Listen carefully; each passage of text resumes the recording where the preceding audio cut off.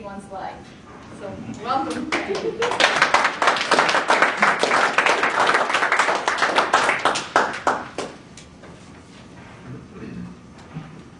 it's a real coup for me to be here. Speech number 1, meeting number 1 in 2010.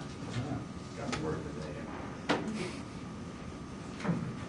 Fellow Toastmasters, now a Toastmaster, soon to be Toastmaster, and tardy Toastmasters welcoming back. Well, skydiving, a sport or traumatic event to save one's life. Well, I asked myself another question. Why on earth would anyone want to jump out of a perfectly good airplane? I kind of switched this around a little bit from what I originally had, and I hope this all flows. But before that, into my beginning, I thought it was a great idea for me to do a little research on parachutes and skydiving. Believe it or not, the history dates back to at least Leonardo da Vinci with drawings showing how you can save an inanimate object falling to earth and slow it down. The first recorded use of a parachute in emergency was actually in 1785 when Jean-Pierre Blanchard made a successful jump after the balloon he was in exploded. Great reason to get on board. The development continued throughout the 19th century, and the system was relatively safe by the beginning of the 20th century. But with the advent of aerial warfare in World War I, Allied air commanders were actually opposed to providing their pilots parachutes in their aircraft. The rationale was that the pilots would not do their best to get that damaged airplane back to base. The commanders thought that the airplane and not the pilot was the most valuable resource. Towards the end of the war, due to pilot attrition, they figured out that the pilot and not the airplane was the valuable resource. Also, they were having troubles with recruiting pilots. Who wanted to become a pilot when the chances of survival were pretty close to nil? Well, rapid development continued between the wars, and the parachuting system was essentially perfected by the beginning of World War II. It went on to be further refined and perfected until the sport of skydiving was developed. And it's a relatively safe sport. And I use the term relatively because when I was doing my research on this, there are about 35 people a year that don't make it. I looked at golf, I looked at bowling. I haven't found too many people that get killed doing those sports. Well, I'm going to talk about 3 different things related to skydiving. One is jumping out of a plane to save your life. The second is being forced out of an airplane. And the third is actually jumping out by choice. Well, my first example is jumping out of an airplane to save your skin. Well, let's say you're getting shot at where you're flying and your airplane is a bit damaged. You're on fire. Well, jumping out to save your life is a pretty good idea instead of murdering the end of the plane. I've got a great example of a friend of mine who was a Royal Air Force pilot and flew in the Battle of France and the Battle of Britain. And it was during the Battle of Britain on a sunny day in mid-August where he and his squadron mates were scrambled to intercept a formation of stupid dive bombers that were intent on attacking Dover on August the 16th. While climbing up to intercept the German bombers, Johnny Gibson was very intent to get as many Germans as possible the experience and thrill of skydiving as he could. And as luck would have it, there was one crew of a Stuka that got that thrill.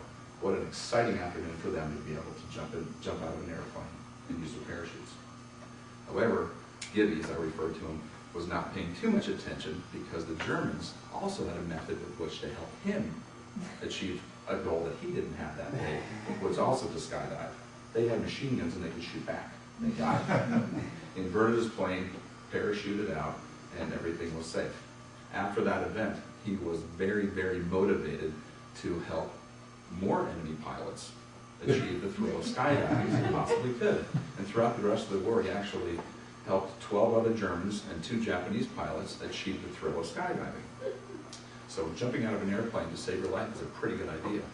In fact, here's an original newspaper cutting of Johnny with his parachute under his arm, heading back to base. So he actually made it. It's dated August 16th, 1940. How about being forced to skydive? Well, the star of this show is actually my stepfather. He was a backseat or radar intercept officer in the Navy in F-4 Phantoms. He loved flying and actually enjoyed taking off and landing on aircraft carriers. I like to fly, and I'm a general aviation pilot. Landing on a boat does not Anyway, I'll move on. On one early morning in fantastic flying weather, returning from a simulated carrier defense exercise, Tom was flying in formation in the backseater right behind another F4 fan. They got a little bit too close, and they had a little technical problem with their F4. Is they had a flame out in both engines. And a flame out, if you're not familiar, is when the engines are blown out from the plane behind. They started to go down. It started to get real exciting. So they had to punch out, or at least Tom thought it was a they. His pilot punched him out of the back seat. Bang, blew out. Everything was okay. He landed, dropped in the Pacific, had a relatively good descent. Only spent about 7 hours in the ocean until a helicopter came and picked him up. But however, he didn't sustain injuries, was never able to fly again. And needless to say, his thrill of flying was a bit tarnished moving from that point forward. The third example that I've got actually involves me. And that's jumping out of an airplane by choice. My flight instructor and good friend, Paula Vanelli, is a certified skydiver in addition to being a certified flight instructor. He enjoys the sport of jumping out of airplanes. Looking back, I probably should have looked upon Paolo's hobby with skepticism, given that he was teaching me how to fly. I did go with Paolo to the skydiving center to watch him, and while he did a jump, and then I was going to give it a go. As I watched the plane take off with a bunch of intrepid adventurists, I went with the chase vehicle out to the landing zone to welcome the thrill seekers back. It was very cool. You could hear the skydivers coming back to Earth. And I don't mean screaming. You could hear them actually plummeting to Earth and the pops of the parachutes opening up. Well, I considered giving it a go after that. Seemed pretty exciting. But just about the time I convinced myself to skydive, one of the jumpers started recounting an event that was a little bit interesting, shall we say. Apparently, his main chute had failed and he had to cut away and use his reserve chute. After that little tale, several of the other skydivers, or intrepid adventurers, which I now refer to as maniacs, told their stories of narrowly escaping death. Well, needless to say, I started rethinking my decision to become a skydiver. I determined I would never jump out of an airplane. Well, to sum up, I am not in the opinion of skydiving is fun. I would argue that it's perfectly okay to exit and enter an aircraft while safely on the ground. And to answer the question that I posed earlier, would you want to jump out of a perfectly good airplane? The answer is no.